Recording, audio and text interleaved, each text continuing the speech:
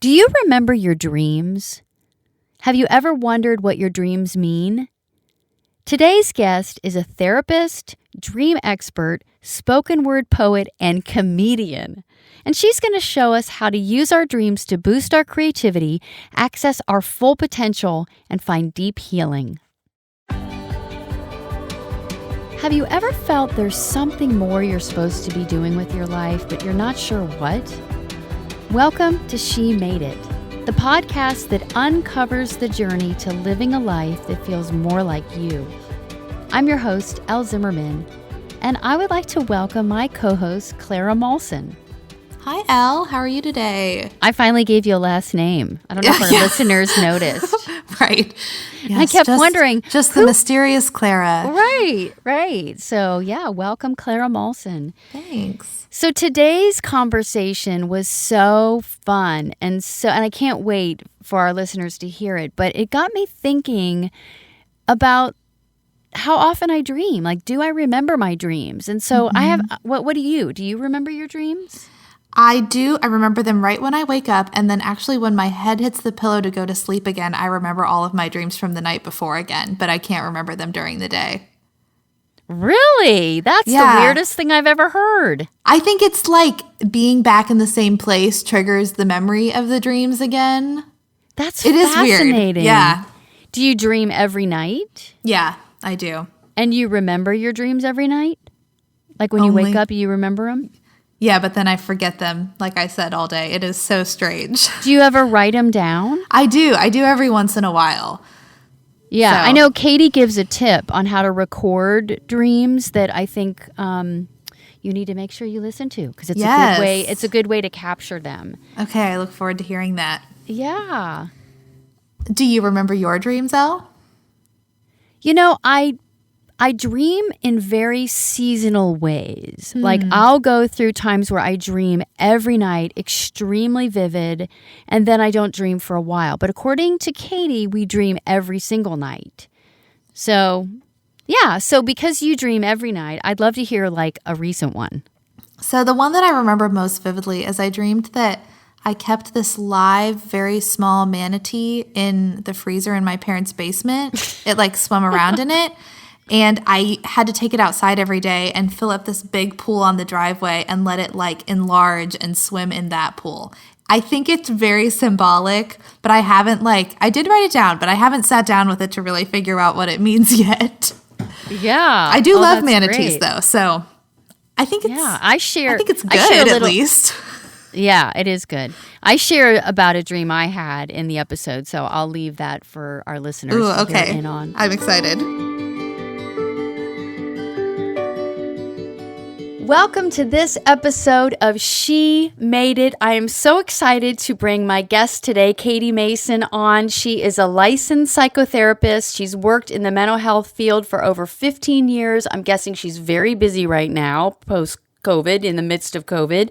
But what I love about Katie and why I thought she'd just be so interesting to have a conversation with today is that she has been traditionally trained as a psychotherapist, but she's really leaned into working with the subconscious mind through dream work. And Katie, with my few little brief conversations with her, believes that dreams provide access to our fullest potential. And that what I love is that they're an important resource for our creativity and our healing. So I'm so excited to have a conversation with Katie, and I would just love to say welcome. Welcome, Katie. Oh, thank you so much. I'm really, really happy to be here. Yeah, and I'm also really, I haven't mentioned yet, but you also have this very creative side of yourself as a speaker, performer, and a stand-up comic. So I can't wait to kind of share a little bit about that journey. Mm-hmm. Oh, yeah. Yeah. It's a journey. So one of the questions that I often start with on the podcast is asking my guest, what is your first creative memory? Ooh, that's a great question. Well, I have one of my first creative journal entries that comes to mind of a poem I wrote when I was 10 years old. So that's the first thing that's popping into my mind is this poem that I still have, because I have all my journals for when I started writing in a journal when I was 6, and I have one for my whole life. And so I wrote this poem about being a poor sport, because I would get very upset when we lost our basketball and soccer games, and I would have a lot of emotional outbursts, and then I'd be embarrassed that I was so emotional. And so the whole poem was about me promising as best I can not to be a poor sport anymore. Oh my gosh, you were like your own therapist even then. Yeah. That's adorable. Uh-huh. Yeah, and what's fascinating about that first memory is that don't you still write poetry? I still write poetry. Yeah. Yeah. And how does it show up for you today? I mean, it kind of similar in the sense of I am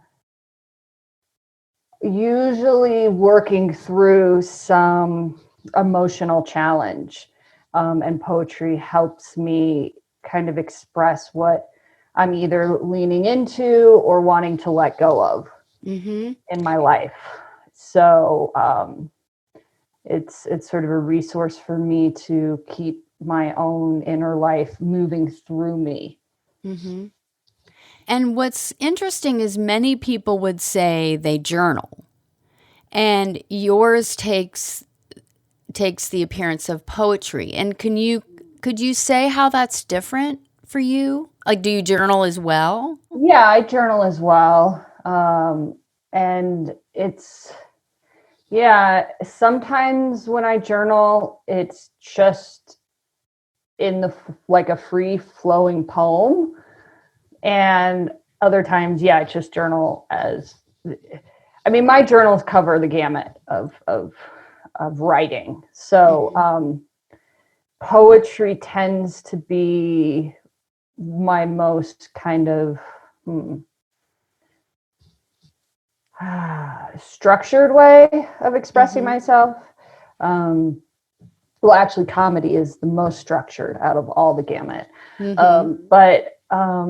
Which is funny because I think of poetry as very, there's a melodramatic side to it, a very detailed, descriptive, and then you talk about stand-up comedy, which is so like, and I think you even mentioned, I read about spoken word poetry, that you do storytelling. And so how does that transfer to stand-up comedy? Well, I see myself as more of a storyteller, kind of the overall, but comedy is, stand-up is a way for me to really practice the structure of writing humor, and comedy pushes me more than anything. I have a very challenging relationship with stand-up. We're working it out all the time. I want to hide from it, and I don't even necessarily, like, I will claim that I am a poet and a storyteller, and when it comes to claiming the title of like stand-up comedian, I'm more like, no, I'm practicing stand-up, I'm doing stand-up, we are dating. I don't know how it's going to work long term. I try to break up with comedy all the time. And that's why I'm into it, is because it keeps pulling me back. Because there's something about when we can write a joke, we get to the heart of the matter so succinctly, more so than any, poetry is like symbolic and metaphorical. And it's, there's like this, it's sort of dancing. For me with comedy, it's like, it's a practice of getting straight to the point and standing behind the point and like letting it land. That's the punchline. And that practice is so challenging for me, not only the writing part of it, but then actually getting up on stage and telling a joke and letting the punchline exist without moving away from it. Or with a story, we can weave in and out of sort of different I don't cadences. And to me, stand up is there's this way it kind of forces me to deliver a succinct point that gets to the heart of the matter in a way no other art form does. Yeah, and comedy in the form you're talking, you either succeed or you fail. Like it's either you get a laugh or you don't. And with poetry and storytelling, because it's a tiny bit more subjective, not that comedy isn't subjective, but there are so many more nuances in poetry and storytelling that how it resonates or what meaning it means to someone else, whereas comedy's like the universal truths almost. I'm a junkie for being uncomfortable. That's the therapist in me. Like I know that's what helps us grow. And I'm like, why do I do this to myself? I'm a therapist. I don't need to be doing comedy. This is not. Yeah. So. And you even, I think I read also, you said that your joy is to search for meaning in life's hardest experiences, and that you're grateful for the struggle. Yeah. And so many people run from it, hide from it, numb it. Right. How did you learn that? Like, why is that important to you? And it's like in the top of your description of yourself. It's pretty core. Well, I think it was born out of like necessity, because I've experienced so much,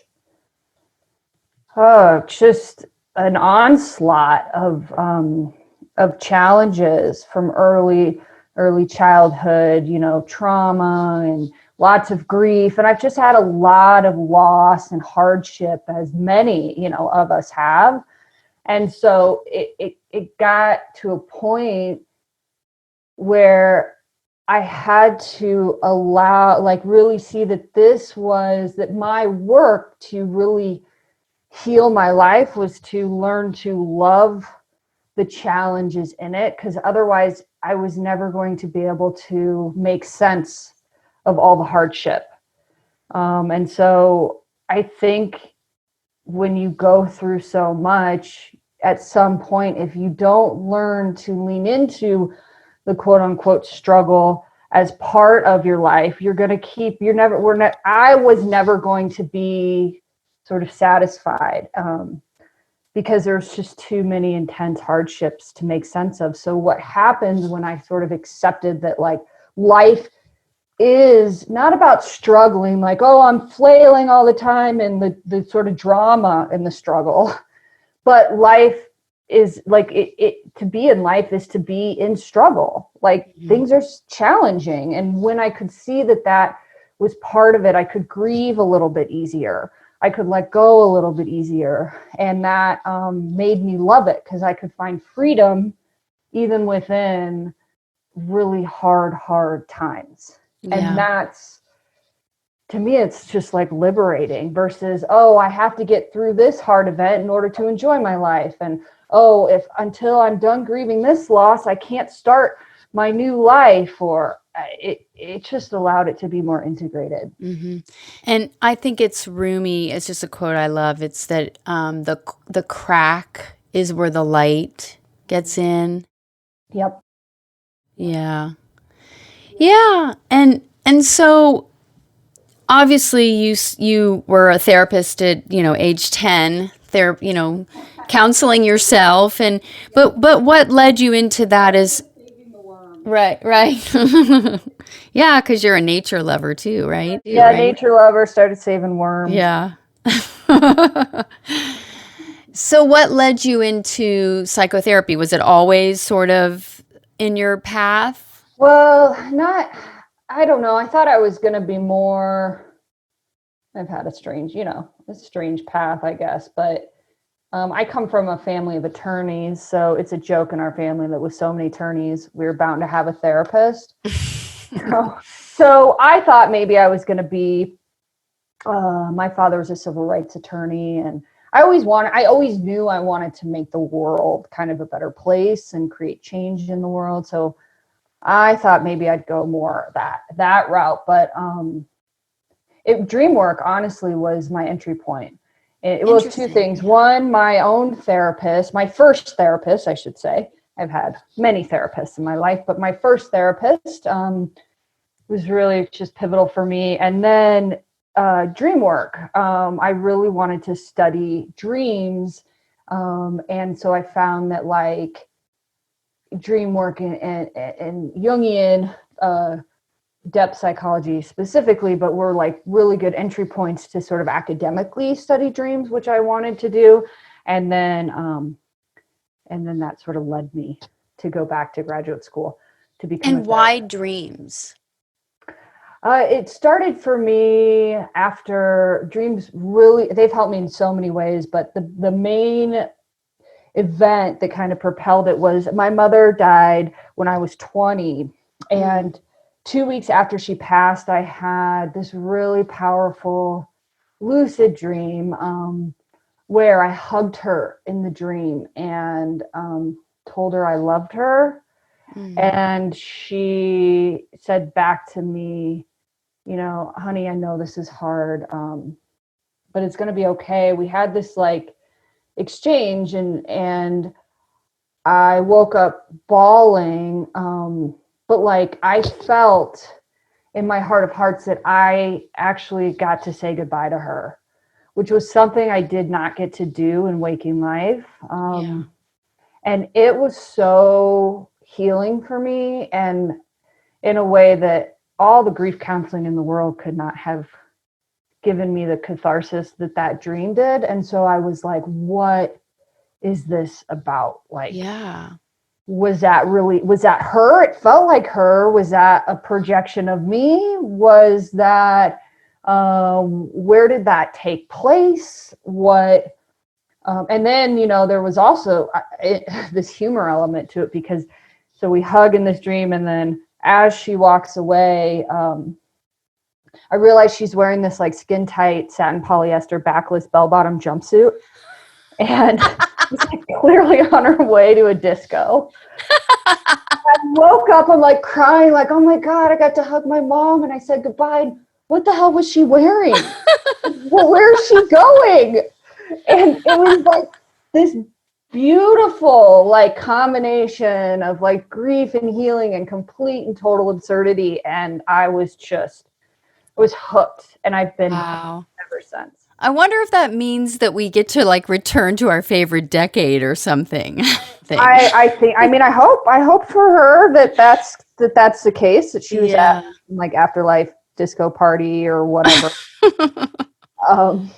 Wow. Yeah. And so then my question is, because you asked all the questions that we all have. So then what did you, I mean, I guess where did you go with what dreams mean, and what should we look for, and how do we use them for healing? And I mean, I know that's a loaded question, but just, you know, in a nutshell, I guess, what are some ways that we can really begin to understand our dreams? And some people don't even dream, and some people have extremely vivid dreams, and like, what's the difference? And I mean, I have a million questions, but of course, you know, we'll let people reach out to you after, because they can hire you for those things, right?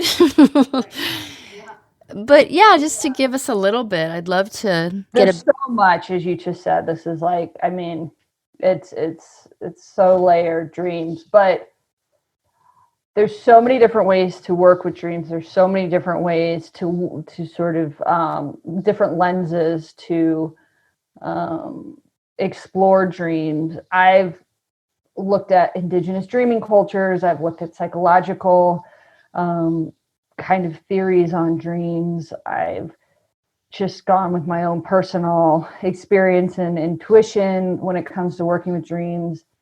And I think where I'm landing lately the most is really on the like creative expression of dreams as access to really powerful emotional content that when it's expressed gives us like access to this greater potential for our own either self-expression or our own healing. And so, there's so much happening in a dream.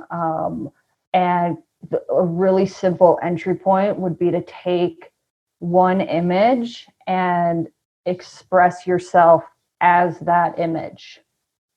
So I had a dream where I was in bed with a cockroach the size of a dog, like cuddling me in my back.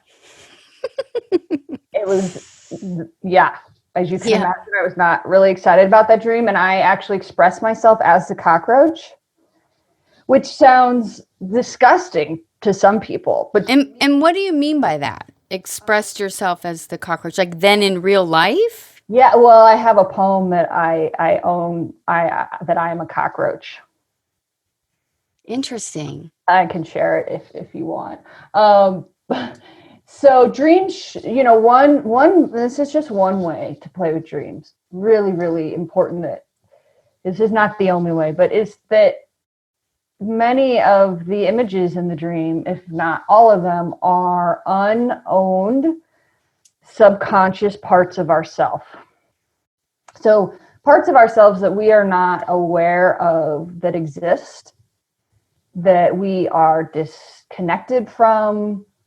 And once you are willing to own those parts, they become integrated and they don't have any charge. And then you're not going to act them out unconsciously in your waking life. You are going to be more what Jungian, with Carl Jung, founding father, one of the founding fathers of analytical psychology, it talks about is like wholeness. And that for us to heal, we have to become whole. And in order to become whole, we have to integrate the parts of ourselves that have been discarded because they weren't accepted by society, or because we were ashamed of them when we were little, or because they're so wounded that they don't feel safe enough to come through, or because they're our shadow self or the darker parts of ourselves that we're afraid to own, because we think if we own them, then they're going to take over and we're going to become, a crazy serial killer or something. So then the cockroach, because in waking life, we look down at a cockroach. It's dirty, it's ugly, it's, in places where there's filth. So then how did you translate that into integration into your wholeness? Was it the negative parts of the cockroach, or I guess where do you take that? Yeah, so this is where the creative process came in for me, is that it wasn't like, I look for where there's charge and where there's energy. So I researched cockroaches. I learned a lot about their behavior patterns. I love working with animals in dreams. It's my favorite because I get to kind of learn a lot about that particular creature or animal. And then I get to see where its behavior patterns or personality traits show up in me. And I'm sort of like a little investigator exploring, where in my life am I like a cockroach? And I actually get excited about that because to me, I know if I can own my inner cockroach, there's power in that. And I will no longer be unconsciously acting like a cockroach. And I think everybody has an inner cockroach, personally. Oh, even you. I'm going to go as far as say that you have an inner cockroach. Oh my gosh, that's funny. And often there's a saying, the brighter the light, the darker the shadow. So the brighter people's light is, the more shadowy aspects they have of themselves. And that has been my experience. So interesting. All the more reason to own and look for kind of the uncomfortable darkness within. Because then it's just like some latent healing that can happen. And then when I can express it, which can be in the case of like a poem, which is what I did with the cockroach. I got on stage in front of like the first time I ever did any kind of performance. speaking, period, was in front of 300 people owning that I was a cockroach. Oh my gosh. And once it was done, I was like, oh my God, I felt like, oh, if I can own that I'm a cockroach, nobody can like kind of bring me down, because I've just owned my own like inner shadow. And cockroaches, let's be honest, are pretty, I mean, they're pretty badass. They will survive anything. Yeah. And now cockroaches are like, for lack of a better term, kind of like a power animal of mine, or an animal ally. So if I don't want a cockroach infestation in my house. Don't get me wrong. I'm not like, oh yay, like a ton of cockroaches. It means I'm surrounded by love from the universe. It is not that ridiculous. But if I see a cockroach, I'm very aware that like there's, especially depending on where I see it and how I see it, that they're an ally now. Yeah. It has a deeper meaning. Mm-hmm. Yeah. Yep. So that's sort of like our own evaluation of our dreams, noticing what's showing up, and then, like you said, working to understand it and integrate it, becoming it. I know that you've also shared with me that you can sort of put out a request almost before you go to sleep to help, maybe prompt your dreams to guide you. I guess, what are your thoughts on that, or how would somebody do that? So the thing here that's really important that I want to emphasize is that if we are going to work with our dreams, it's about building a relationship with our dreams. So yes, one of the things we can do, of course, is to kind of, it's no different than if you were to like sit down to do a meditation and you're like, I want some guidance on this question. So I'm going to meditate for a half hour on it and see what arises within. That same concept can be applied to dreaming, where before you go to bed, you can get really clear on a problem or a question that you want some guidance for, and propose that question. I encourage people to actually write it down. It's called dream incubation. So write down the question, and you can put it on a piece of paper, put it under your pillow, and just kind of meditate on the question before you go to bed, and say it over and over in your mind as like a mantra. And then when you get the dream, the challenge is, once you get the dream, is to kind of practice. And this does take time, and it might take some guidance and working with somebody for a while at first, or you might get a direct hit. I mean, I moved to Denver, Colorado, based on a dream. Wow. I asked for a dream. I didn't know where I wanted to live. I got a very clear dream that basically I felt showed me that where I was living currently it was very toxic for me. Mm-hmm. And so from there, I was like, I know I need to move. And I moved to Colorado, I was living in Colorado, had left and moved back. So I have to stop you for a minute, because what's really interesting about that is that there's got to be an element of trust. Like, you have to trust yourself. I mean, I'll tell you a funny story. So because we had talked and I knew we were going to be having a conversation about dreams. And so like last night I went to bed, and because I'm in a process of, my business is shifting through COVID, and really how does it show up more specifically? It was a question I sort of put out. Like, how can I serve to the best of my ability in this unusual time?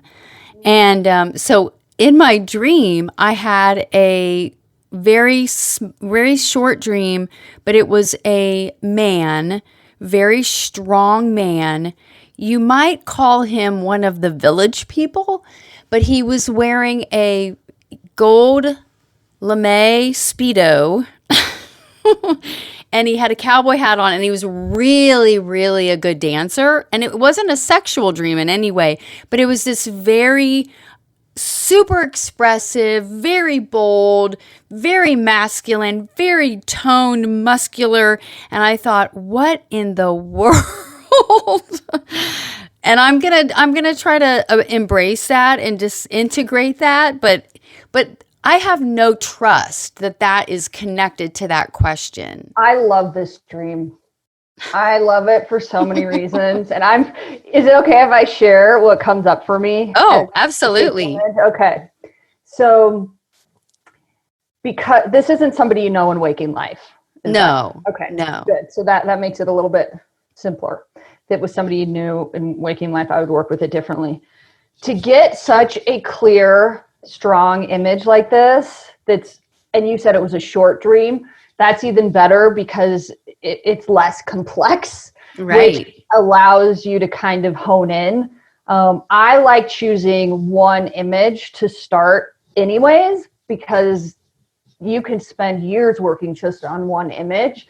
And so if it were my dream, I would give this man a name, and I would list out all the traits of him and get very specific of risks that I could take to integrate those traits into my daily life now. And own my inner village cowboy. Yes. And half naked cowboy. Exactly. And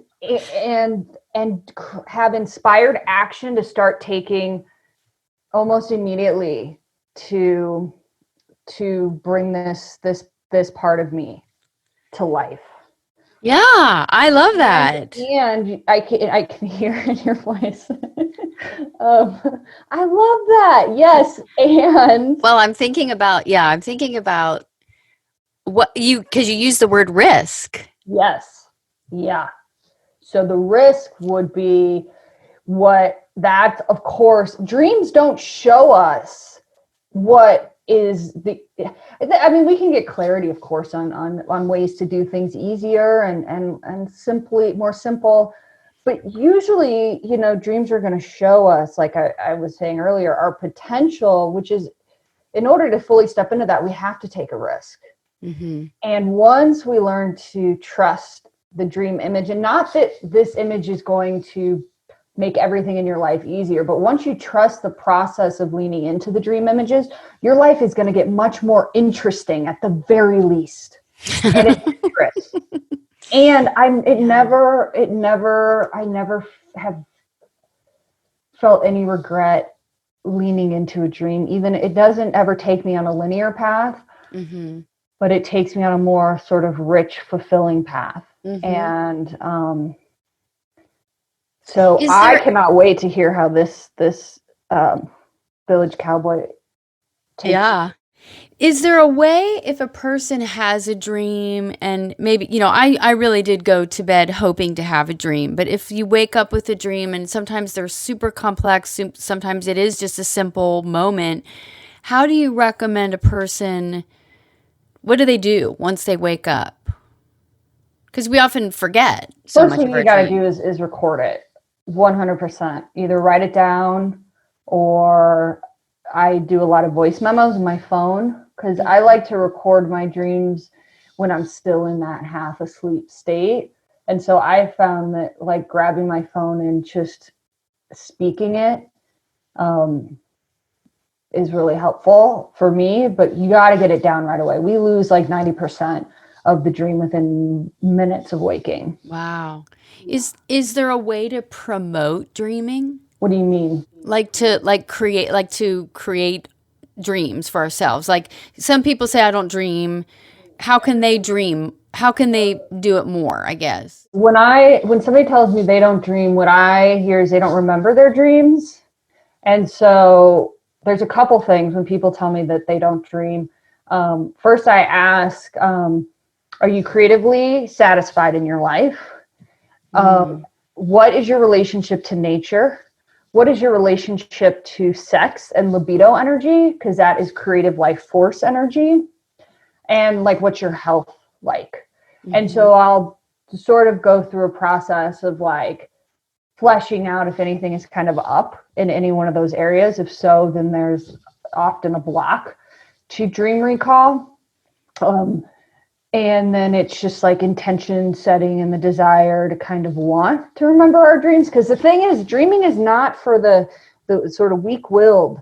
If you're gonna, even with my clients, I used to start with dreams right away. Like, I mean, I studied dreams. I went to graduate school and I was working with like trauma and dream work and researching, you know, how to help people with reoccurring nightmares. And so that's like what I love it. And what I found is that when people would first start therapy, they think they were ready for dreams.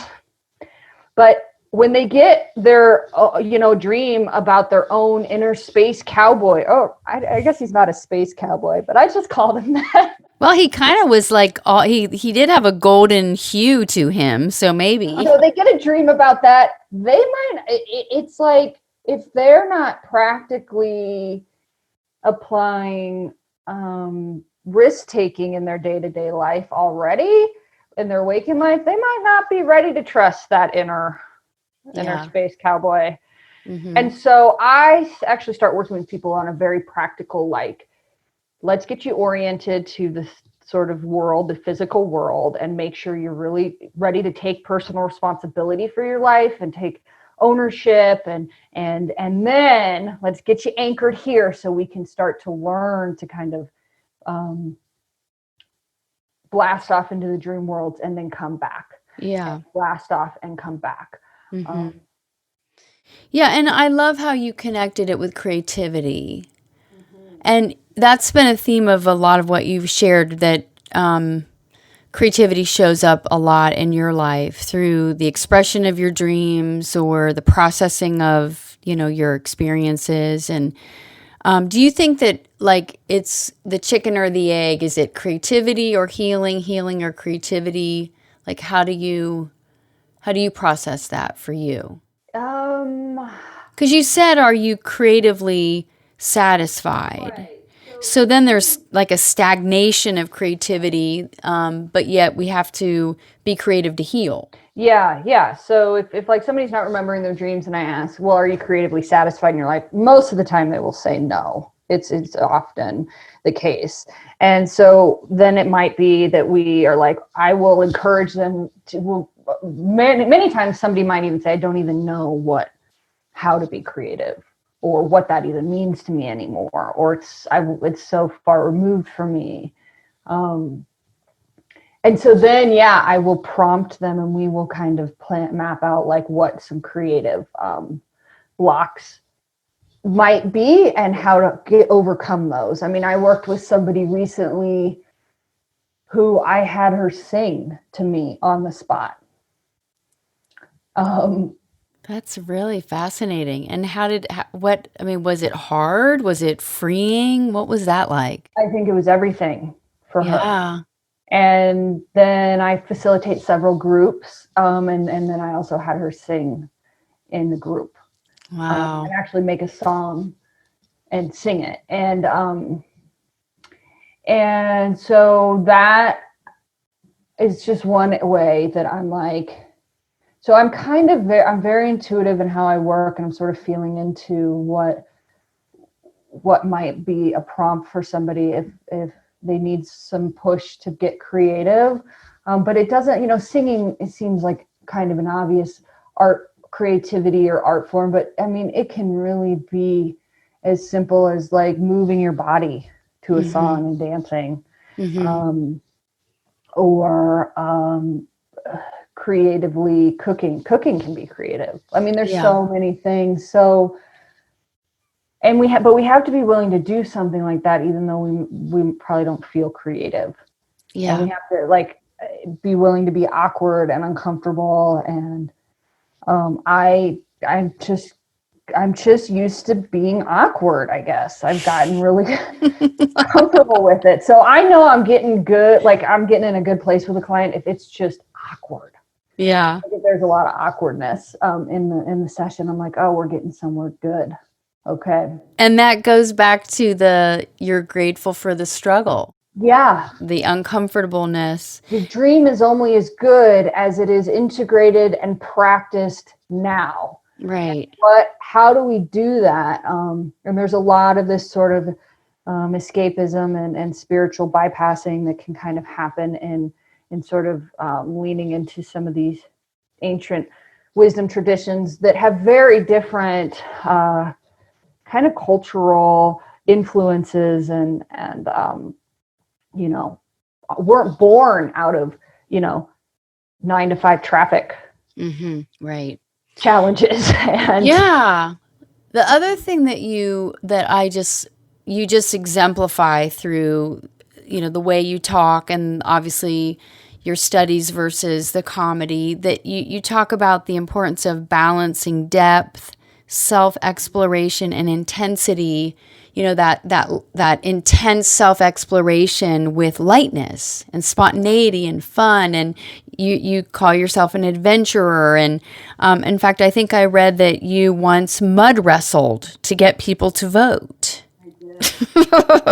I got second place too. It was Awesome. I Yeah. almost won, but But there's this real deepness with Jungian psychology and dream work and talking about, shamanic practice.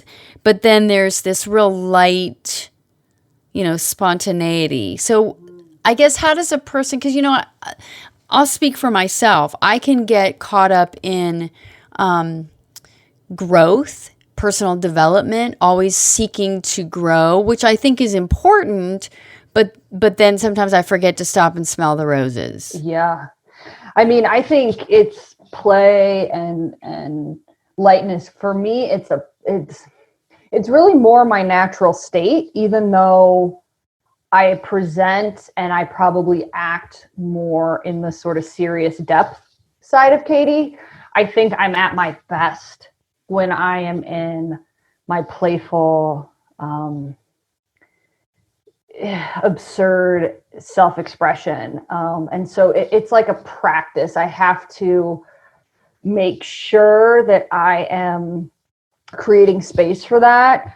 And it's like I have to be really intentional about it, especially now in light of, like, with COVID, for example. I mean, I'm supporting a lot of people in my private practice. The work has been so meaningful, and I've really actually, oddly enough, like, it's been challenging, but I've also felt really grateful to be a therapist during this time, and just honored to sort of be doing the work I'm doing. And it is super intense, and it's unrelentingly intense. Mm-hmm. And so that kind of playful part of me has been a little bit on the side, and I can hear her like, hey, come on. And so I've been doing things like, dance parties with myself, and when I feel like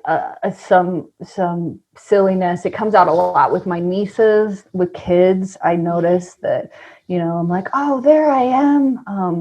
And I have a couple projects lined up that are really going to push me out of that comfort zone back into the playful. I'm working with a costume designer on one to create a costume for a dream image, where I'm going to take that image into the world with a video camera and just let the image do whatever it wants.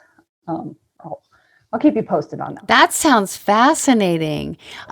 Katie, I just love how everything does keep intersecting back into creativity. And it makes me sad when you say that some people sit there and don't even know how to do that, or don't even, so what a gift that you have, that you're doing, bringing that to people. Yeah. So I love it. important. And even hearing you say that just reminds me to keep reminding myself how much I need creativity in my life. And we just need it more than ever, I think, now. And so even just being creative for the sake of being creative, without it having to be attached to any one outcome, Right. like, oh, this is going to go in some talk that I'm going to deliver someday, or it's just to be kind of effortlessly creating all the time, just like kids do. I mean, that's what kids do. Yeah. So Yeah. And so, sort of as we wrap up today, I'd love to ask, because, you've been on a journey, you're an entrepreneur, you've also been on just your own personal development journey. I guess if you would speak to the younger you, what would be the biggest piece of advice you would give? oh, I think funny in light of what we were just talking about, I would tell her to not be so hard on herself, that everything will continue to unfold in due time, and to just continue to trust a little bit more and not push so hard. I was a pusher. I pushed, and it really had a lot of impact on my body and my health, and so just to have a little, just to let go just a little bit and trust a little more, which, even though I do that a lot now, I still am very challenged with it. It's not easy to take a leap of faith on a dream image, and yet I do it. But I hope to even continue to trust more than I do now. So. Yeah. Yeah. Thank you so much. Thank you for just kind of opening up so many ideas and sort of I think things people can do in thinking of their dreams. And, I love that you say everyone dreams, but what areas of your life may be blocking you from remembering them. So I think there's a lot of great stuff here. So I thank would you. love to share my cockroach poem. Oh, It's real absolutely. short. That'd be Yeah. a great way to end today. Thank Yeah. you. So, yeah. Okay. Ladies and gentlemen, Katie Mason. I am a cockroach, and I am crazy tough. I've thrived where it's dark, in the grime and the muck. Cut off my head. Shit, I can walk for a week, because survival at all costs is the adage I speak. I will outlast your nuclear wars, because I'm resilient as all hell, always adapting to the shadows I've come to know so well. But I realize if I take a breath, there's no more darkness. The coast is actually clear. But you turn on one tiny light and I still run away out of complete fear. It's like I've become conditioned to the dark, with my survival instincts high, to anticipate upcoming threats as if I'm always about to die. But not anymore. No, not tonight. Tonight I stand still in the light as I internalize with all my might. There's nothing more to fear anywhere in sight. And man, that feels good. And now I'm even more satisfied, because I can pretty much guarantee that whenever you think of cockroaches, you will also think of me. Yay, that is so great. Thank you for sharing that. And now you'll have to stay tuned for my dancing space cowboy poem. I cannot wait. Please keep me posted on this. Oh my gosh. Thank you, really Katie, encourage you yes. to listen to it and to take a couple risks. Like, what would this village space cowboy want you to do? And just do one thing. Yeah. Just do one inspired action for this image, please. Thank you. I will. It was great chatting today. Thank you so much for being here, Katie. Thank you for having me. I'll really appreciate it. And you take care. Bye-bye. Bye.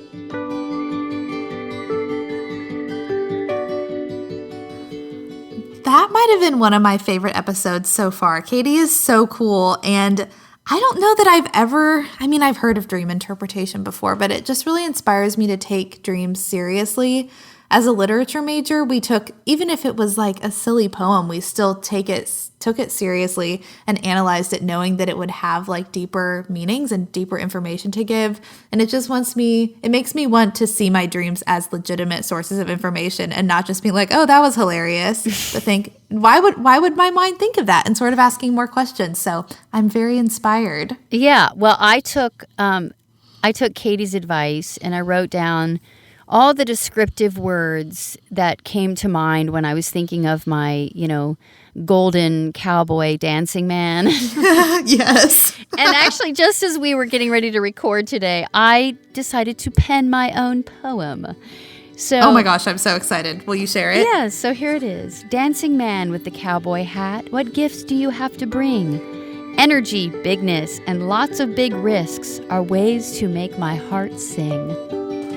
Yay! Yeah, it's like the village people. It's kind of like a cross between there's the naked cowboy in New York City and the village people, but apparently there's a message in there to take these big risks for me. So thank you, Katie Mason.